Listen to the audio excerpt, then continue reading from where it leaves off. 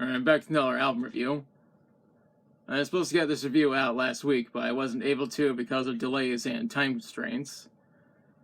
Anyways, today's review is not on an album per se, but instead on an EP. The EP that I'm reviewing is Portals by Kirk Hammett. Most people know about Kirk Hammett being the lead guitarist for Metallica. It was announced on February 8th of this year that Kirk would be releasing a solo EP. And I found this to be really awesome given the fact that I've always been a fan of Metallica. And it's also really cool that his bandmates are fine with him doing a solo EP. There are only 4 songs on this EP, and half of them are fully instrumental. It was recorded between July of 2017 and August of 2020. Kirk produced it by himself, and Bob Rock helped him with the mixing. The mixing took place at Plantation Recording in Maui, Hawaii. Portals was released on April 23rd of this year on Blacken Recordings, which is Metallica's own record label. That makes sense given the fact that Kirk has been Metallica's lead guitarist for nearly 40 years. The EP was released in order to celebrate Record Store Day, which was the day this EP was released on this year. Copies of it were sold at independent record stores, but the way I got it was from Metallica's web store.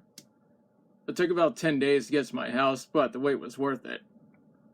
There are 4 different studios where this EP was recorded, but we'll get back to this when we discuss the songs. Kirk stated that before recording Portals, he said he wanted to create a soundtrack for the Kirk Hammett collection for the first It's Alive exhibition at the Peabody Essex Museum in Salem, Massachusetts. And he mentioned this back in 2017. He also said the concept started with only 1 song. Kirk mentioned that he was influenced by classical music, soundtracks, horror films, and Ennio Morricone. He also wanted the songs to flow into one another, and he had an entire team of musicians in order to pull this off. Of course, Kirk played guitar on all the songs. Speaking of which, let's talk about the songs. This EP starts with Maiden and the Monster. The song was recorded at Cal on the Well Studios in North Hollywood and Macaulay Studios in Oahu, Hawaii. And that was back in July of 2017. It was engineered by Mike Gillies and Greg Feidelman. Greg recorded the song and played the bass. Blake Neely was responsible for the string arrangements. Marcel Feldmar was on drums. Mathild Sternat was on the cello. According to Metallica's website, Kirk said that the song was inspired by him sitting in front of old movie posters while he had his guitar with him.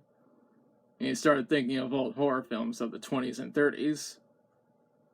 He also said that the song was the result of him concentrating on the mood of those, while filtering that through his musical physique. Kirk also mentioned that the song ends on an upbeat and flows into the next song. Personally, I really like this song, and it's a great way to start the EP. The next song is called The Jin. The song was recorded at Ex Machina in Paris in June of 2019. Mike Gillies engineered it. It also features Felipe Buzdonnet on the bass, Julian Charlotte on percussion, Mathild Sternat on the cello, and Abraham Laboriel on drums. According to Metallica's website, Kirk stated that the song was inspired by both horror and science fiction films of the 50s, as well as representing the high concepts of low-budget films of that era. He also stated that the last part of the song represents the transition of horror films going from the 50s to the 60s. And that the 60s was when horror films started becoming bloodier, more violent, and more realistic. After that is High Plains Drifter, which represents the transition from the 60s to the 70s.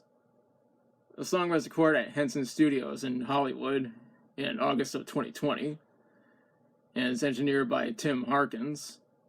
It also features Edwin Outwater on the keyboards, and he also serves the role of the orchestra leader.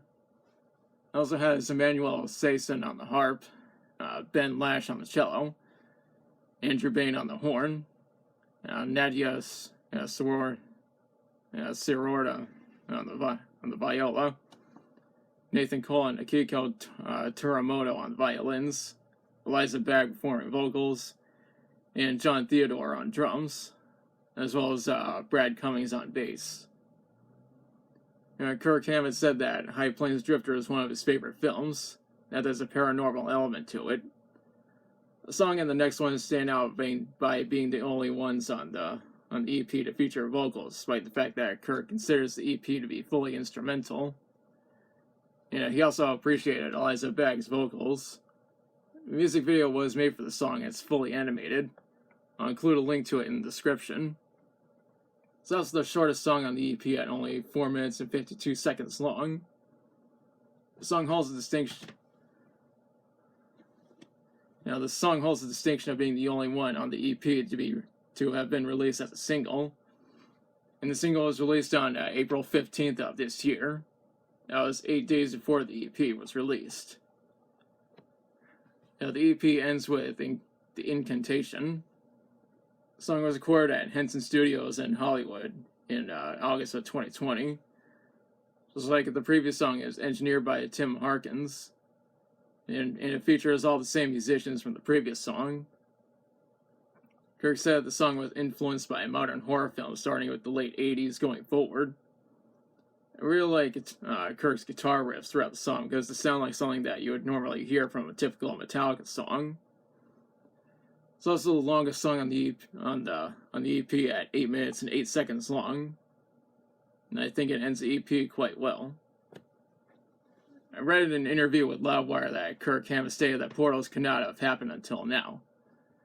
I'm going to leave a link to the interview in the description if you want to read it for yourself. I couldn't find any info on how well the EP did commercially, considering how recent it is. It looks like it was met with mostly positive reviews. As for my opinion on it, I think this is a really good EP. I don't know if Kirk will be doing any more solo work going forward, but only time will tell. I definitely recommend this EP. If you want a copy for yourself, you can always get it from Metallica's web store, which is where I bought mine. It's available on CD, vinyl, digital, and streaming. Whatever one you choose is up to you. Now's the part where I question you. Have you listened to Portals? If so, what are your thoughts on it? What's your favorite song from it? How do you feel about Kirk doing a solo EP? Do you think he'll do more solo work going forward? Let me know in the comments. If you like the video, be sure to like, share, and subscribe. Be sure to hit the notification bell to notify future uploads. Thanks for watching, and I'll be back soon with another video.